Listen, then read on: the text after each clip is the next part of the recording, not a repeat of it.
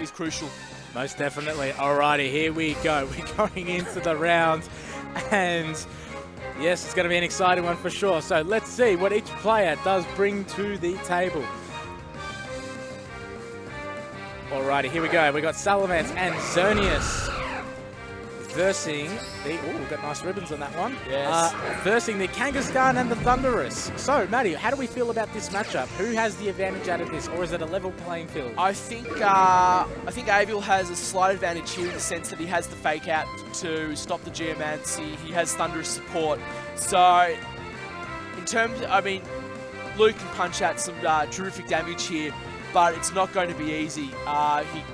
Aviel might not be able to match Luke damage for damage, but he can certainly disrupt him with either the Taunt or the Thunderwave from the Thunderous, the fake out from the Kangaskhan. So it's certainly interesting to see what will happen here. Most definitely. Yeah, 100%. It would be interesting to see also if he does opt for that move, if he does go for a Protect or a Switch out. Fairly confident in saying that Salamence would be a Mega, just based on his team. You never know. We've had a few players that have missed items on particular Pokemon, but we do see the Switch out on that Salamence, and we see the Smeargle come into play. Shiny Smeargle, might I add. And we see a withdraw on the Kangaskhan as well. And we see the Yveltal come into play. So we do see switches on both ends. No moves have been done yet, but we do see the Protect on the Yveltal playing it safe. I'm sorry, not the Yveltal, the Xerneas playing it safe. And we do see a hidden power come out of Thunderous, which I believe would be the Ice hidden power. I doubt it would be anything else. It's interesting to note, firstly, the reveal of the hidden power Ice, which means he's most likely not running one of either Taunt, Protect, or Thunderwave. I'd say he's probably not running Protect or Taunt. But, you know, Luke managed to preserve the Xerneas. He can now basically go for the Follow Me and the Geomancy. The switch into the Yveltal, not sure exactly what he's trying to accomplish there. Maybe he was hoping the Xerneas might feel threatened enough to switch out, but it certainly wasn't a positive switch for Aviel to make. Yeah, it would seem that way. Okay, so we do see pretty sort of level playing field at the moment. We see another withdrawal, which is the Thunderous. Doesn't like that, and brings in the Kangaskhan. So do we see the... Yes, we do. We see a Spiky Shield come from the Smeargle. Playing it safe, it would seem. And we do see the Geomancy make its play. It is going to get all those stat boosts, which is definitely going to matter in the long run. I'll be interested to see what the Yveltal does in response to that.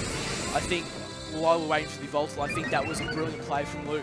Yeah, most definitely. Most people, you know, they see the Smeargle, the Xerneas, they think, oh, this is going to be Follow Me, and, you know, they plan on the Smeargle using Follow Me just to protect the Smeargle and just go for broke with the Geomancy. It was incredibly intelligent. We see it paid off. He's now got a Smeargle with an evasive boost from Moody. And just to note, that is the second evasive boost that he has actually got on that Smeargle as well, which could cause some problems. One is cause some problem enough, but two, it's starting to play some dangerous games here. It is. And we did see that the Yveltal did try and go for the knockoff, but unfortunately, due to Spiky Shield, it didn't do anything, and it did end up receiving a little bit of chip damage there. Well, the knockoff was a safe move. The knockoff goes into the Xerneas. The Xerneas no longer has access to the Power Herb, so Geomancy take 2 turns. If he knocks off onto the Smeargle, well, Smeargle's already damaged, but at least he sees that it possibly is the Focus Sash, or it could be, you know, the less common Mental Herb. But we see the Yveltal withdraw here, and I think that's a wise move. Yeah, most definitely. Into the Thunderous, just looking for that little bit of fight. It doesn't like that move and goes to switch out for the Smeargle and goes for the Salamence. Obviously trying to get that Intimidate drop on that Kangaskhan, which I think is a good play at this stage of the game. It's certainly interesting. Both players are certainly switching around, trying to find their, you know, the optimum ball position. It's actually playing similar to a VGC 15 game, as there was a lot of switching, trying to get a. But you know, it's risky in a way. You know, you have to, especially in such a power thing. And we've just seen, you know, had that not been sashed, he would have lost his Thunderous for nothing. And he's going for the double edge too. He is targeting that Salamence, and does a lot of damage too. And nearly knocks out his own Kanga there as well. So interesting plays. Hasn't Mega evolved it just yet. And both the Kangaskhan and Thunderous are critically low on their HP. That being said, also the Salamence is on low on the HP. The Xerneas is still on the full HP with the Geomancy as well. So leaving him for a pretty strong position.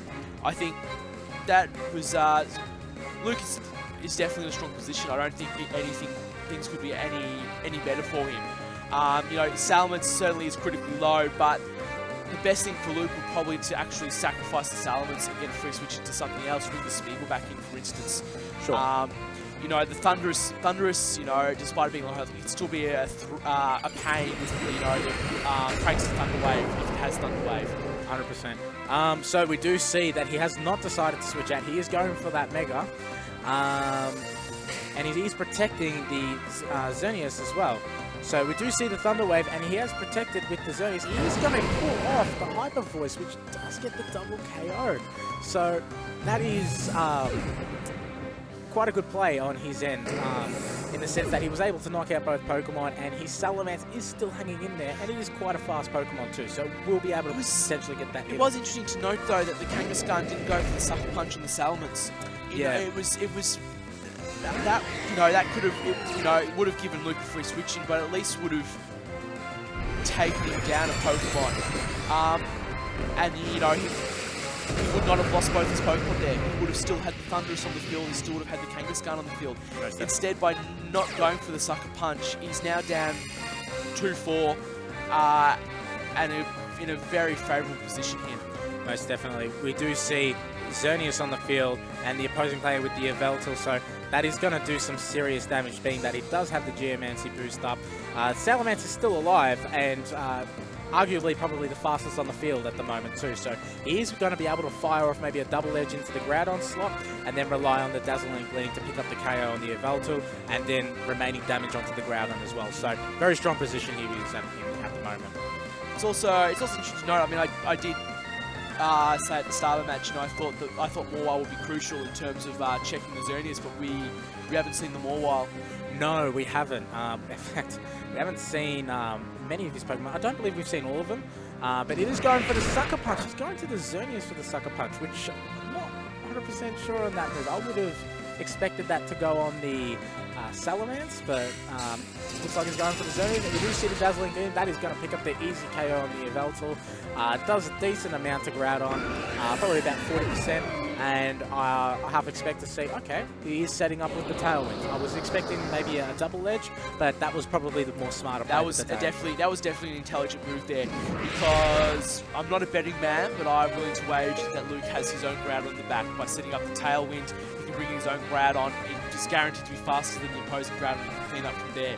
Sure. So even though he's in such a strong position with the Xerneas, he's still planning for that next move if something doesn't go his way. No, yeah, exactly right. So we do see the forfeit there, being that Aviel did not feel that he was adequately able to bounce back from that at all. I think that was the intelligent play. Yeah. He was in a very tough spot at 4-1. But at the end of the day, now I can actually probably ask this question with a little bit more confidence, being that you are an experienced player. How does one bounce back from that? How does someone go and recalculate? Like you mentioned, maybe potentially bringing more. Like what's the go there? I think he has to try and he has to stop the Xerneas. He needs to try and maximize his disruption. We saw Aviel try and switch things around a bit. You know, trying to find that position, and he didn't make any ground. You know, at best he came up even with Luke, but Luke was still playing his game. And I think Aviel either needs to be a bit more proactive with his switches, or just not switch and just try and not make the obvious play, but try and make the best of what he's got on the field at the time, rather than try and switch into a better thing, because it just feels like he's slipping away every turn. Sure, yep, that's a fair analysis. We do see these players, they are taking their time when they are making their picks. We do have a number of Australians that have quite hard CPs and that are looking to get their invites. So, as I said, these decision-making moves right here, they really do come down to the wire. They do take their time when they're making their moves, and rightfully so as well. Especially, and Luke is probably one of the most methodical players on the Australian circuit. And he's certainly well versed in, you know, big six variant teams. I myself actually personally spoke to him. I took a lot of his advice going into Tasmania with the Big Six team myself. So Beautiful. he's certainly incredibly knowledgeable about this archetype and well connected throughout, you know, not only this community but the international community. So Yeah, very intelligent, and we can see that intelligence come forward in his play style. Yeah, most definitely. Okay, so we're going to kick this off in game 2. We see the Avelto with the Lipard and the Salamence with the Bronzong. Okay, so the first immediate thing that I have to say about this is the Bronzong looks like he's going to be in a bit of trouble right here. It could be in a bit of trouble. At the same time, though, if it's interesting because he's got to commit one way or the other. If he doesn't commit on the Bronzong could actually be quite dangerous. That Gyro Ball, you know, it's not going to one-hit carry anything there, but it's definitely going to put one, if not both of those Pokemon in range of a Hyper Voice. Definitely a double-edged if Luke is carrying it. Sure, of course. So it's also interesting because Bronzong is notably more of a support Pokemon, but it does pack a punch as well. It does have access to a few very good abilities such as Levitate and even Heat Proof, both of which I've used. But makes a safe play here and withdraws the Bronzong and brings in his Xerneas, which I feel that leaves him in a pretty comfortable, commanding position. We'll see if there's any switch outs on Aviel's end, but there's not. It looks like he's going straight for the Mega, and it looks like he's going straight for the offensive right off early in the game. I think that's a wise play. I mean, not going for the Protect is no intelligent move. If he goes for the Protect, he runs risk of being on-called the next turn. We see the knockoff there going into the Xerneas. That would have done considerable damage if not outright KO'd that Bronzong.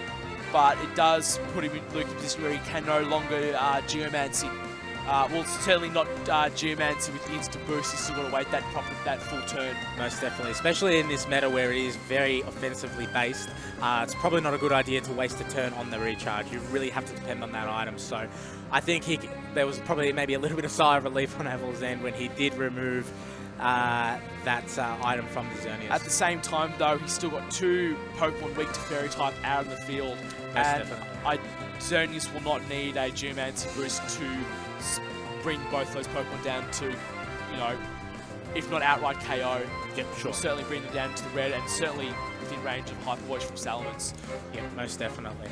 So here we go. We're going to see the Lipard with the Swagger. It's going to target the Salamence. Now, this could play off into his advantage, or it could end very horribly.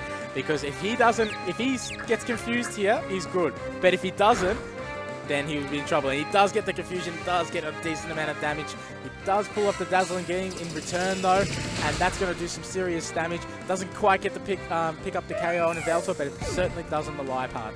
It's certainly interesting to note, A, that Lipard does not have a Focus Sash, which is quite interesting, but B, that he swaggered the Xerneas. I would think he would have swaggered the Salamence. I would have swaggered the Xerneas to try and stop the Dazzling Gleam. Sure. But at the same time, if you're watching, you can see why Aviel did that.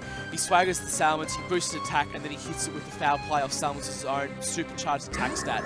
So, most definitely. Certainly a strong combination from Aviel, but I'm not sure if it was the smartest play he had available. Sure, and we do see that Avelto just before I pick up the KO on that Salamence, Luke then brings in his Bronzong, and then Aviel brings in his Groudon here. So, again, sort of interesting play here. I sort of feel that once Xerneas has picked up the KO on the Avelto, it won't be able to be doing damage effectively to the Groudon because it doesn't have its boosts here. And the Bronzong essentially is in a unique position because while it is immune to those ground type moves, certainly not immune to those fire type moves, unless it could be heat proof. It could be. It would be a brave man to run a heat proof Bronzong in this. Oh, and I've seen the brave man run the heat proof, and I've seen the surprise. But I can't see it being something Luke would do. I would say fairly confidently that would be a Levitate, which is interesting because then do you opt to go for that fire punch and deal some as much damage as you can, or do you go for Priceable Blades here? So he does withdraw his Avelto, and he is going for the Mawile. So we do see the Mawile, which will get the boost from the Fairy Aura, and we do see the Intimidate getting pulled off, which will affect the Bronzong if it does decide to Gyro Ball. But we see the Dazzling Gleam come into play. barely scratches that Groudon, and does a somewhat okay amount to the Mawile, and we do see the Fire Punch. That was a critical hit. But here we go, we see the Hypnosis, 60 accuracy, and it's pulled off. He's put that Groudon to sleep. He's flipped that coin and it landed well for him. I think both players have decided it might be time to flip the coin. We saw the swag on the Salamence. That that is the literal coin flip of this game. Yeah, most definitely. And now we see it again. It's certainly one of the better things that Luke could have gone for. I'm surprised to see that the Bronzong survived, but that's just off personal experience. I certainly know mine wasn't that bulky when I was running it, but maybe Luke's put a bit more in defense than, say, the special defense. But it'll be interesting. That Intimidate on the Bronzong means that it's not going to be able to deal as much damage as what Luke would probably like it to do. And we still have the issue of the Mawile on the field, which can easily one-hit KO that Xerneas. Most definitely. So he does withdraw the Xerneas, not liking that matchup. Goes into his own Groudon now, which I think is a pretty safe play considering that the opposing Groudon is asleep. We are going to see him Primal here, and based on his previous team you mentioned, what are we looking to expect out of this Groudon? Are we looking for a special one, or I think we're looking for a physical one. Okay. I also be interested to see what Luke goes for next. I'm expecting. I mean, Luke's a player who likes to not only play for this turn but the turn ahead. I would be surprised to see something like on the lines of, Gravity or maybe a Trick Room here. Sure. See the Iron Head go into the Groudon, hopefully maybe looking for a flinch there. And we see the Trick Room being pulled off. So, turn the tables, quite literally. So now the slower Pokemon are now going to be moving first, and the faster Pokemon are going to be moving last. Very comfortable position in Luke's in. Definitely a very comfortable position. I wouldn't be surprised. We see Bronzong with the Trick Room. Wouldn't be surprised to see Gravity. That's a common option. Not only would that ensure 100% accuracy on the Precipice Blades, but would also make it so that your Voltal is also vulnerable to the Precipice Blades. Gravity removing its flying type immunity to ground type attacks. Most definitely. So interesting to see, and yeah, very interesting to see what will happen in the next turn. There's so many different options that could go down. But I don't know, Matt. What are you thinking here? Are we feeling confident in the Gravity, or I'm confident in the Gravity, and I'm confident with the follow-up Precipice Blades. Sure. I can't see. Maybe if I've read Luke completely wrong based on past ones, if that's a full special Groudon, then he's got to worry about the Earth Power. But he needs to keep that. He needs to keep his own Groudon alive and remove the other Groudon as quickly as possible. His Groudon is essential to removing Mawile and the opposing Groudon. Sure.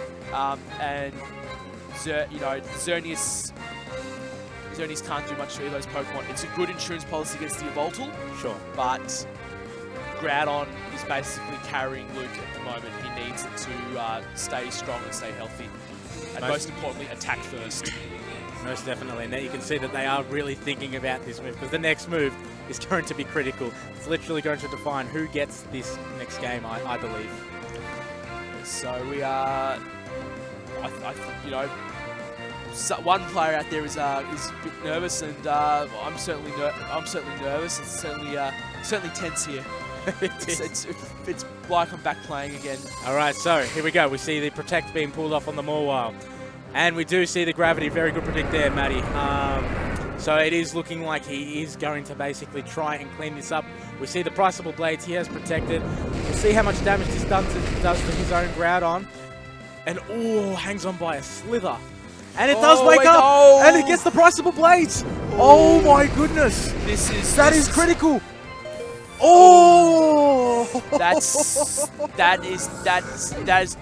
That is how Luke did not want that. That is how the cookie crumbles. The Gravity works against him there, and his own Groudon lives with 3 HP.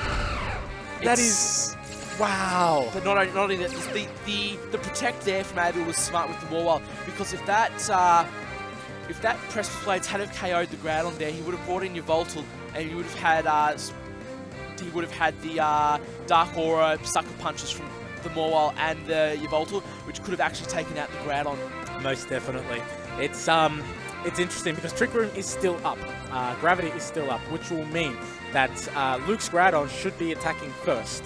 Morwell will be attacking first. Morwell is infinitely slower than the that's a very good point. Groudon. So that's a very good point. I did not take that into consideration. We could also see a Sucker Punch off the Morwell as well if he does want to play it safe, but time will tell. I think the it's interesting though. If he goes for the Xerneas, he still runs the risk of losing both Pokemon to Precipice Blades here. If he goes for the Groudon, then no. I think especially with that crucial survival from Aviel's Groudon, I think Aviel is definitely in the driver's seat here. Most definitely. Which makes it for an interesting, because if we go down to a Game 3, I'm excited. I kind of do want to see a Game 3. We do see the Protect out of the Xerneas playing it safe, seeing if he's going to predict that. He goes for the Sucker Punch and knocks out the Groudon, so very well predicted by Aviel right there. And down goes the Groudon, leaving it a Lone Ranger for Xerneas.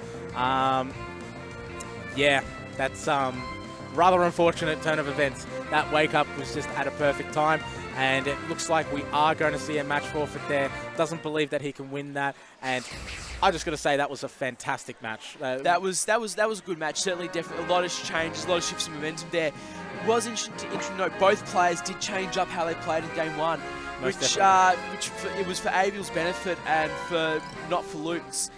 We did see him try and bring the Bronzong there.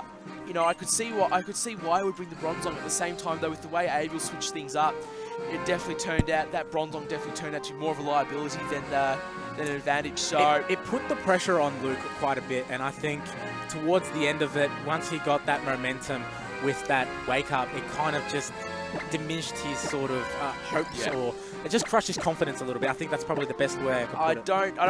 I don't think it would have crushed Luke's confidence. I think he would have known the risks, and the risks are one turn sleep. But at the same time, though, that Bronzong, it was a question. I wouldn't go if I said questionable. I was certainly interested to see that he brought the Bronzong rather than keep the Smeagol. Sure. If he had kept the Smeagol, he could have achieved a bit more, I think. But certainly bring the Bronzong and bring the Trick Room definitely played into Aviel's hands. Sure.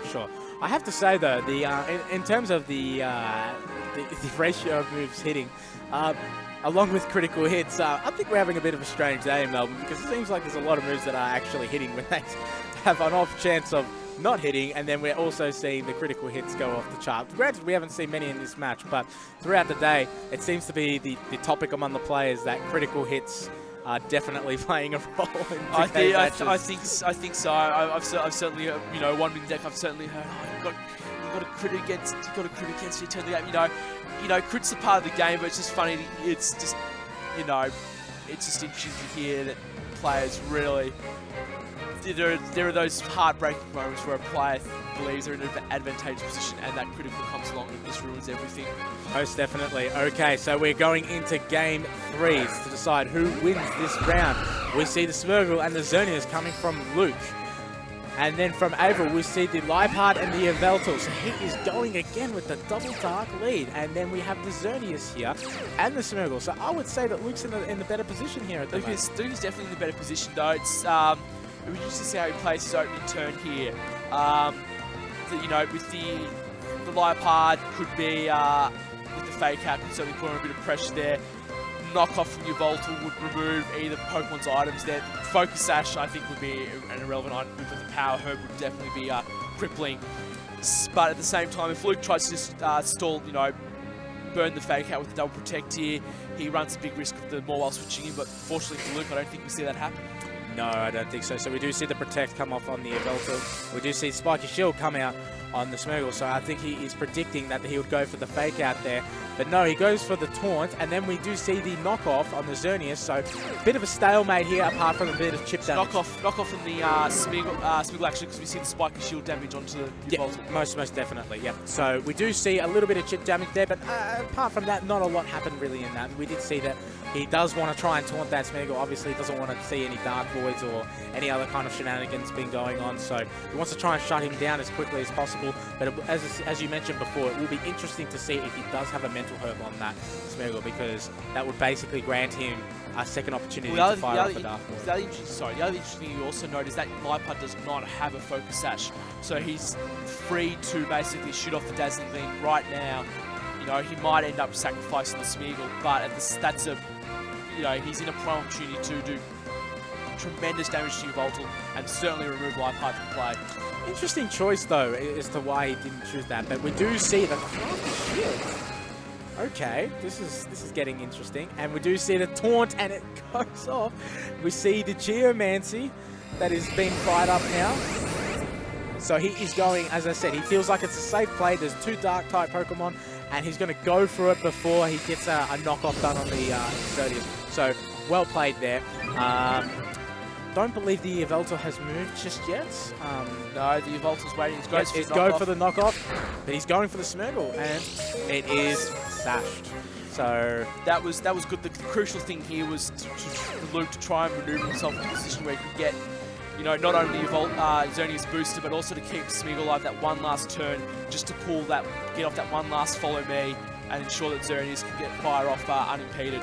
So most definitely. We do see the accuracy boost with the Smeagol as well, which is going to be unfortunate. If he does manage to pull off a Dark Void, it's pretty much going to be at 100% accuracy.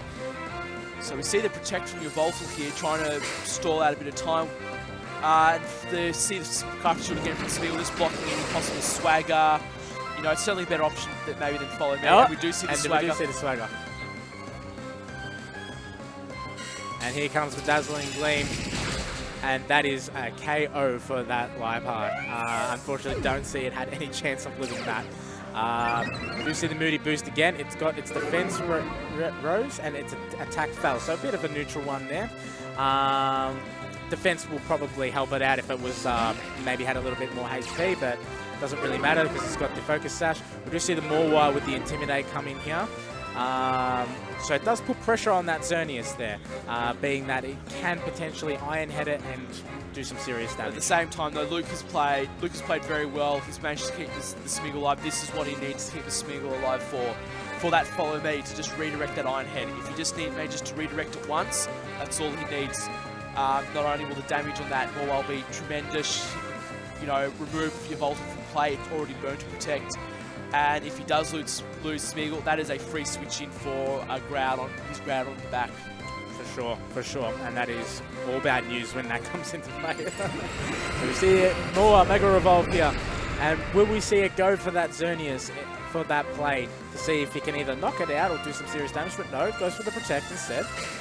Playing it safe. And we do see the Follow Me on the Smeagol. So he wants to redirect all those attacks towards him. So we do see that Sucker Punch. It has failed. The Dazzling Gleam comes into play, and that's going to do some serious damage to that Yveltal. And it does put it into the KO range. For the Geomancy, that was probably a clear cut there. So again, we see the Moody boost come into play, special defense, and defense fell. So nothing really critical happening there. No, but it's good. It's interesting to note that Aviel, he protects the Mawile, preserving it. Here he's in a slightly better position now because what happens is Groudon is faster than the Mawile. So Groudon is able to remove the Smeagol from play, which will negate that Follow Me, which will allow Mawile to attack into the Xerneas with that full-powered Iron Head here. For sure. So it'll be interesting to see how does Luke respond to this. What's his play here? Because he's staring at the risk of losing both of his Pokemon here. And if that does happen, then it is basically 2v2, which is cutting it right down to the wire. So yeah, another critical moment in this, in the sense that Aviel can make a comeback here and sort of level the playing field, or Luke can take the commanding lead and win convincingly. So we'll see what happens. Definitely interesting on both ends. It's really all about the mind games, Matt. It really is all. But here we go. We see the Follow Me on the Smeagol, redirecting all attacks there. We see the Moonblast come out from the Xerneas, and it looks like he's going to target that Groudon. And it does a heavy amount to it, living probably about 30%. We see the Frostable Blades come into play here, and that's going to do some damage. It just gets it under 50% on the Xerneas. And we do see the Iron Head come into play, and that is going to KO that Xerneas. So that means we are now at a 2v2 with Luke with the slight advantage, having 2 fresh Pokemon. whereas that Groudon has sustained a decent amount of damage. I think that slight advantage will be all that Luke needs. That is tremendous damage on the opposing Groudon, and I would say that it's definitely within range of a Hyper Voice from Salamence here. So again, I'll keep preaching this. Luke is a player. He has one eye on what's in front of him and one eye on what's coming. And he chess player indeed. He didn't go, you know, for maximum. If you want maximum damage there, he could have just gone for Dazzling Beam and try and get as much damage out as possible on both those Pokemon. But no, he knew what his condition was. He knew that if he removes that Groudon from play, his own Groudon, slower than Aviel's, but certainly fast enough and strong enough to take out that Mawile. Most definitely. So, as we see here, this Luke's Groudon is at full HP, and the Salamence is 2 fresh Pokemon. The Mawile is also at full HP, but the Groudon has Aviel's End has suffered some damage. We do see the Mega Salamence come into play here. We will see what the go is. We do see the Sucker Punch come out of Mawile. It is a smart play. He is intimidated. We do see the Hyper Voice out here. Does it KO the Groudon? And unfortunately it does, and that puts Aviel in a very, very, very tough spot. He's facing down the Groudon with Earth Power, comes into play, and that is game, set, and match for Luke. So basically, both players, though, played excellently. They were really great matches. Luke was very commanding in the first match, and everything of the sort. It certainly